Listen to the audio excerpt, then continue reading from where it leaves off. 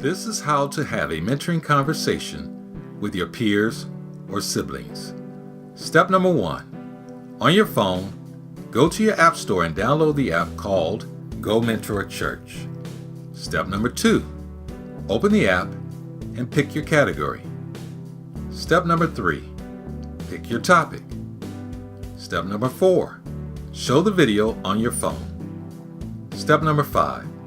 Use the questions to talk about the video topic. Step number 6. Fill out the survey to get credit for what you did. Now, as you're having your mentoring conversation, remember to ask the questions like you're having a conversation, not like you're doing a test. Answer the questions too.